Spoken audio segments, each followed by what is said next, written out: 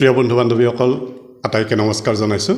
আজি আপোনালোকক এবিধ বিশেষ প্ৰজাতিৰ সাপৰ বিষয়ে কিছু কথা ক'বলৈ লৈছোঁ।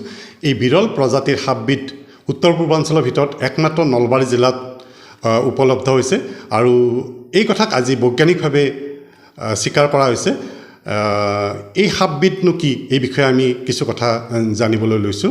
আহকচোন আমি সাপবিধৰ বিষয়ে কিছু কথা জানো।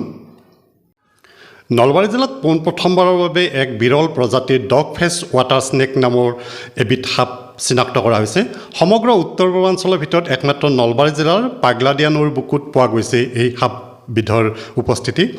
এই সাপবিধক লৈ গুৱাহাটীৰ সৰ্প বিশেষজ্ঞ জয়াদিত্য পুৰকাষ্ঠ আৰু দি গ্ৰীণ গ্লোবৰ পংকজ লোচন ডেকা, ৰাজেশ দত্ত বৰুৱা, অতুল কলিতা তথা বন্য বন্ধুৰ দায়িত্বত থকা প্ৰসন্ন কলিতাৰে গঠিত এটা দলে নলবাৰী জিলাৰ পাগলাদিয়া নৈত এই সৰ্পবিধৰ অনুসন্ধান লাভ কৰিছে আৰু ইয়াৰ গৱেষণা আৰম্ভ কৰিছিল।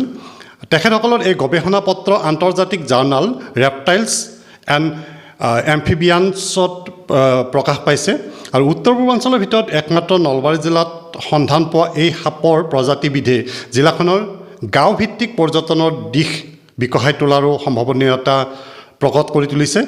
আৰু উল্লেখযোগ্য যে এই সাপবিধক গুজৰাট, মহাৰাষ্ট্ৰ, কেৰালা, উৰিষ্যা, তামিলনাডু, তেলেংগানা আৰু আন্দামান নিকোবৰ দ্বীপপুঞ্জৰ উপকূলীয় অঞ্চলসমূহত পোৱা যায়। সাধাৰণতে উত্তৰ পূব ভাৰতৰ নলবাৰীত প্ৰথমবাৰৰ বাবে এই প্ৰজাতিৰ সাপৰ প্ৰত্যক্ষ কৰা হৈছে।